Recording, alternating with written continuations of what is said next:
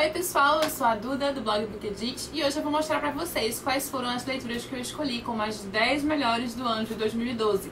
Eu falei que eu ia fazer um top 5, mas eu não consegui me ater apenas a 5 exemplares, eu tive que fazer um top 10 e mesmo assim foi difícil escolher, acabei deixando alguns que eu gostaria de mostrar de fora, mas enfim, temos que ser mais objetivos, né? Não vou mostrar em ordem, como eu fiz no ano passado, de primeiro, segundo, terceiro lugar, apesar de que vocês já imaginam que eu escolhi, já sabem, né, que eu escolhi como primeiro lugar para a tag retrospectiva literária, como o livro que eu mais gostei no ano foi o Coisas que Ninguém Sabe, do Alessandro D'Avenia. Mas eu adorei todos, eu tive que escolher um primeiro lugar, né, por causa da tag, mas essa tag não obedecerá a nenhuma ordem específica. Eu ia fazer na ordem que eu li, mas eu já esqueci qual foi a ordem que eu li. Enfim, vou mostrar aleatoriamente os 10 mais. Começando por... vou começar por o livro que eu já mostrei pra vocês, né? Que é o Coisas que Ninguém Sabe, do Alessandro D'Avenia. O maravilhoso Alessandro D'Avenia, que se tornou um dos meus autores preferidos apenas com o livro.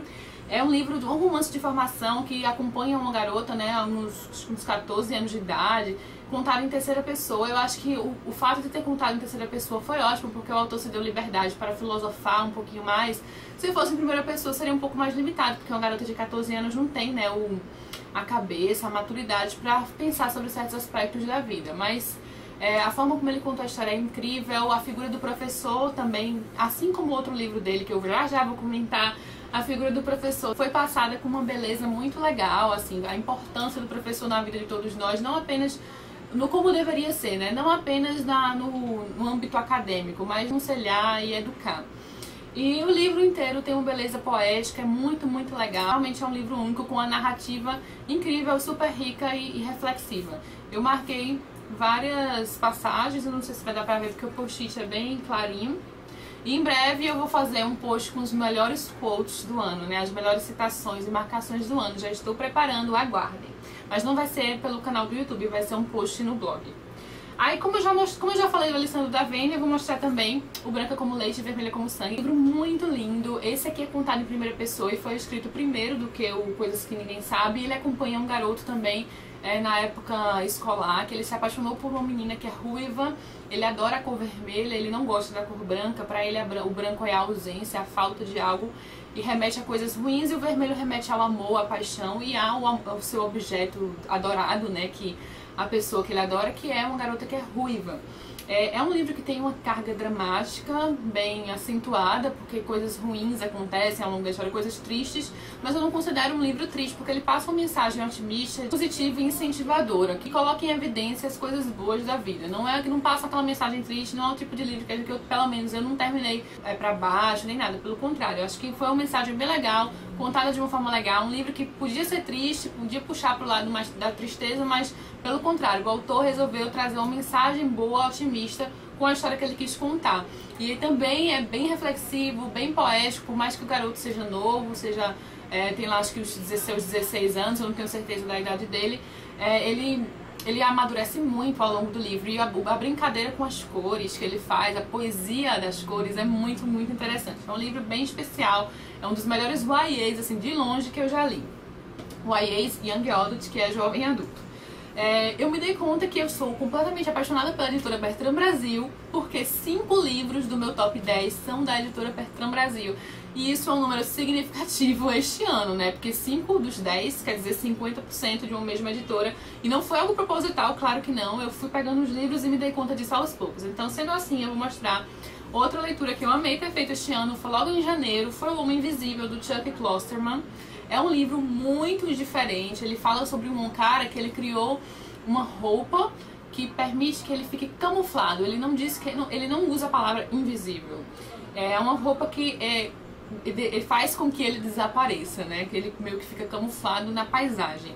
E ele traz, praticamente um monólogo o livro inteiro. Eu acho que pode parecer chato dizer que é um monólogo. Não é que seja um monólogo, tá? Ele tá indo se consultar numa terapeuta e ele conta a história dele pra terapeuta, né? Que é totalmente cética no começo, porque um cara vem lá no seu consultório, tá precisando de terapia e diz que consegue ficar invisível, né? Você não vai acreditar, mas ela também fica completamente cética em relação a isso. Mas aos poucos ele acaba tomando ali a cena, meio que os papéis se invertem. Ela fica tão fascinada pela história que ele tem pra contar, que ele fala praticamente ininterruptamente E é tão interessante as coisas que ele tem para falar. Ele traz várias reflexões atuais, reflexões sobre o cotidiano, sobre as pessoas. Eu não concordei com tudo que ele fala. Eu acho que o legal do livro é isso. A gente concorda com algumas coisas, né? O pensamento dele é muito inteligente, o raciocínio dele é muito interessante, mas logicamente a gente pode discordar de algumas coisas, concordar com outras. É um livro muito interessante. E o final é surpreendente. Eu não imaginava que o final que o livro terminaria da forma que acabou. Gostei muito. Realmente é uma leitura bem diferente, que vale a pena. Eu escolhi o livro Os Escritos Secretos, do Sebastian Barry. Eu esqueci se é um homem.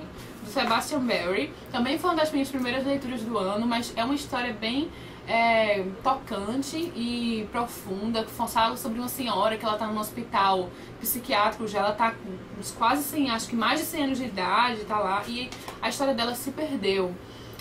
E o psiquiatra tem que avaliar as pessoas, porque esse lugar vai fechar, ele tem que avaliar quem ele vai reinserir em sociedade, quem vai para outro hospital, e ele fica muito interessado pela história dessa velhinha, que fala pouco sobre si, mas o pouco que ela fala e depois ele descobre alguns documentos lá perdidos, contam uma história completamente diferente da que ela conta. Então a gente fica sempre na dúvida qual é que é a história real, o que foi que aconteceu com ela, e tudo é contado de uma forma muito inteligente, com uma riqueza histórica também. O pano de fundo é na Irlanda, que faz muito tempo que eu li este livro, eu tenho que conferir, é na Irlanda, e ele traz uma Irlanda que passa por muitos conflitos religiosos, é uma época muito meio que de guerra. Eu esqueci já os detalhes, gente, desculpa, eu li em janeiro. Mas o pano de fundo da história é muito bem escrito, é uma história bem pesquisada e super bem ali desenvolvida. Então é um livro muito, muito bom, que eu adorei também ter lido. Todos esses livros que eu vou mostrar pra vocês eu dei 5 estrelas, né, sem dúvida.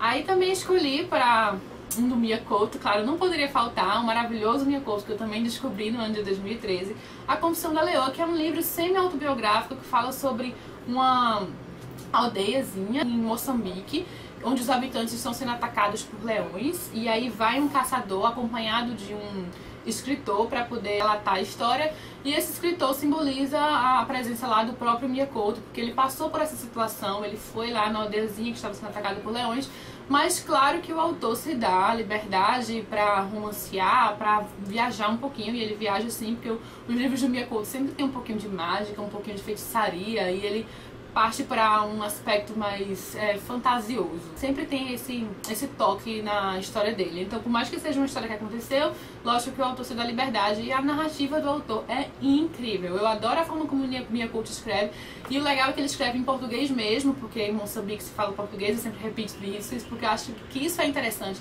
Porque, querendo ou não, quando há uma obra traduzida, ela perde um pouquinho da beleza, né? Eu acho que perde a poesia, e sendo em português, e a editora Companhia das Letras manteve o português do autor, tem uma beleza mais acentuada, fica um pouco melhor. É muito incrível a narrativa dele. Acho que o principal do livro, o principal dos livros de Mia Couto é a forma como ele conta a história, que é uma forma muito especial, mas o livro em si também tem uma crítica social incrível. Ele sempre usa os livros dele para trazer uma crítica construtiva, né, para o ambiente lá onde ele viveu, que é Moçambique. Eu não sei se ele mora lá ainda hoje em dia, mas ele é de lá. Outra leitura especial, eu falei pra vocês recentemente desse livro, foi um dos últimos que eu li no ano, é o Fahrenheit 451 do Ray Bradbury, livro que eu adorei, uma distopia maravilhosa, é uma distopia fácil de ler, fina, mas traz uma mensagem legal sobre o poder dos livros, sobre como seria uma sociedade sem livro, uma coisa a se temer, né? Eu não vou falar muito dele porque eu já falei recentemente, e eu ainda vou fazer o vídeo das leituras de dezembro e vou falar dele novamente, então pra não ficar muito repetitivo, tá aí um livro que eu adorei, e depois eu conto um pouquinho mais pra vocês. Quem tiver curiosidade também pode dar uma olhadinha na resenha. Todos esses livros têm resenha no blog, quem quiser dar uma olhada é só dar um pulinho lá e procurar na aba de resenhas ou na pesquisa. Outro que eu amei foi o Guerra Mundial Z do Max Brooks. Eu achei esse livro sensacional. É um livro que tem o autor tem uma capacidade de visão assim incrível. É impressionante como esse homem conseguiu abrir a mente dele para tentar todos as vertentes, tudo que as ramificações do que aconteceria com o mundo num apocalipse zumbi, tanto no aspecto político como estratégico de guerra e social. E ele traz várias entrevistas, porque o livro inteiro é contado já após o apocalipse zumbi, após a Guerra Mundial Z, quando o mundo já está a salvo, né, e se refazendo, e ele traz relatos sobre pessoas que passaram por esse momento, e ele vai falando sobre que essas pessoas são de diferentes partes do mundo. Então ele teve que ter uma visão muito ampla e conhecimento político desses locais, conhecimento da história desses locais e das pessoas que vivem nesses locais. E ele realmente é bem dividido mesmo, inclusive tem uma parte no Brasil e vários locais do mundo. É muito, muito interessante esse livro. É totalmente diferente do filme, como eu já mencionei, o filme não tem nada a ver com o livro, e o livro é sensacional. Um dos melhores livros também que eu já li, eu amei. Quem gosta de história de zumbis deve ler este livro, né? Acho que vai gostar sim. Licor de Dentes de Leão, do Ray Bradbury, que é o mesmo autor do Fahrenheit 451. É um livro muito, muito especial. Ele tem uma beleza que você vai percebendo aos poucos e, pelo menos quando eu terminei o livro, eu terminei com uma sensação boa e nostálgica e saudosista, né, da infância, porque são essas as sensações que o autor quis passar. E também é um livro autobiográfico.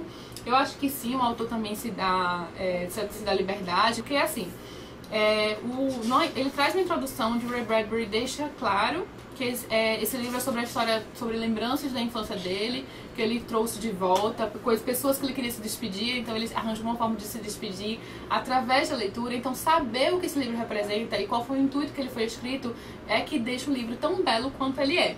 E é por isso que isso é dito logo na introdução. E uma coisa muito interessante, uma curiosidade legal, é que o protagonista do livro é uma criança que se chama Douglas Spalding. E é o próprio Ray Bradbury. Ele meio que se chama Douglas Spalding, porque o nome dele é Ray Douglas Bradbury e o sobrenome da mãe dele é Spalding. O Bradbury é do pai. Então, é ele próprio na história. É uma curiosidade legal. Achei interessante isso quando eu fiquei sabendo. O livro traz várias histórias meio que isoladas, mas que se passam no verão, né, no verão de férias de um garoto, né, que é o próprio Ray Bradbury. E as histórias que ele conta são interessantes, são bonitas. Muito legal entrar na infância de alguém e lembrar da nossa própria infância. Então é um livro especial. Eu não marquei ele como favorito logo após ter terminado a leitura, mas depois de um tempo eu fui lembrando dele de uma forma tão carinhosa e tão especial que eu marquei como favorito. É aquele tipo de leitura que eu fui me dando conta do quanto eu amei aos poucos. Lógico que eu sabia que eu tinha gostado assim que eu terminei, mas depois é que eu me dei conta de que eu tinha amado mesmo. É um livro bem especial que eu pretendo reler algum dia.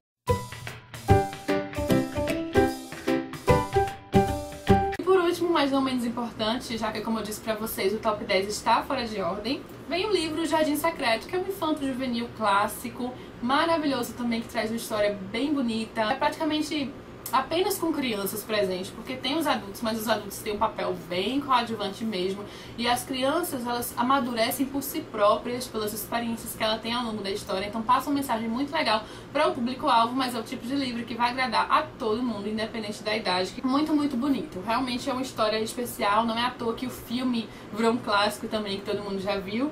Eu nem lembrava muito bem do filme, que eu assisti muito quando era mais nova, mas eu não lembrava de certos detalhes. E foi ótimo relembrar ao longo do livro, né? No geral é bem fiel, eu conseguia relembrar de algumas cenas. Este é o livro que finaliza o meu top 10. Eu espero que vocês tenham gostado.